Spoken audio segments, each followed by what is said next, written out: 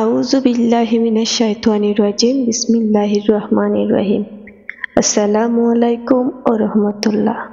সফল সে ব্যক্তি যার দোয়া ও চোখের পানি আল্লাহর দরবারে কবুল হয়। কিন্তু আল্লাহর এমন কিছু নির্দেশনা রয়েছে যা পালন না করলে নেককার ব্যক্তির দোয়া এবং চোখের পানি আল্লাহর দরবারে কবুল হয় না। দোয়া ও কান্না কবুল না হওয়ার সে কারণগুলো কি?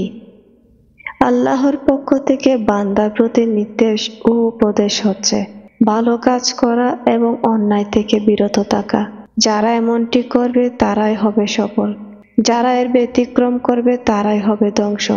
আল্লাহ তাআলা বলেন, আর তোমাদের মধ্যে এমন একটা দল থাকা উচিত যারা ভালো কাজের আহ্বান জানাবে, সৎ কাজের নির্দেশ দেবে এবং অন্যায় কাজ থেকে নিষেধ করবে, আর তারাই হলো সফলকাম।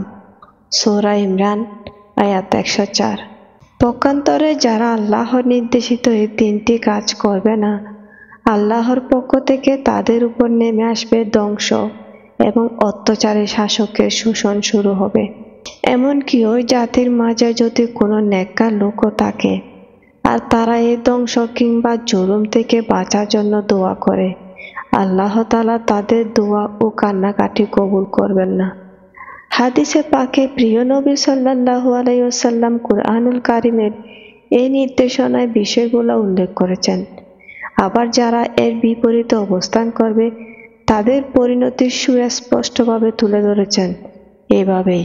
হযরত হুযায়ফা ইবনে ইয়ামান রাদিয়াল্লাহু আনহু বর্ণনা করেন, রাসূলুল্লাহ সাল্লাল্লাহু আলাইহি ওয়াসাল্লাম বলেছেন, তোমরা অবশ্যই ভালো কাজের আদেশ করবে, অন্যায় কাজ করা থেকে নিষেধ করবে, অন্যথায় আল্লাহ যে কোনো আযাবে তোমাদের সবাইকে ধ্বংস করবেন কিংবা তোমাদের উপর শাসনকর্তা নিযুক্ত করে দেবেন। এই সময় তাদের মধ্যকার নেককার লোকেরা ধ্বংস ও জুলুম থেকে মুক্তির জন্য আল্লাহর কাছে দোয়া ও কান্নাকাটি করবে, কিন্তু তাদের দোয়া আল্লাহর দরবারে কবুল হবে না। মুসনাদ আহমদ। সুতরাং মুমিন মুসলমানের উচিত ধ্বংস ও জুলুম থেকে বাঁচার জন্য ভালো কাজ করা, অন্যায় কাজ থেকে নিজেকে বিরত রাখা, অন্যকে ভালো কাজের প্রতি উৎসাহিত করার পাশাপাশি অন্যায় কাজ থেকে বিরত রাখার চেষ্টা করা। তবেই নেককার ব্যক্তির দোয়া ও চোখের পানি ব্যর্থ হবে না, দুনিয়া ও পরকালে পাবে সফলতা। আল্লাহ তাআলা মুসলিম উম্মাহকে ভালো কাজ করার তৌফিক দান করুন, অন্যায় কাজ থেকে বিরত থাকার তৌফিক দান করুন।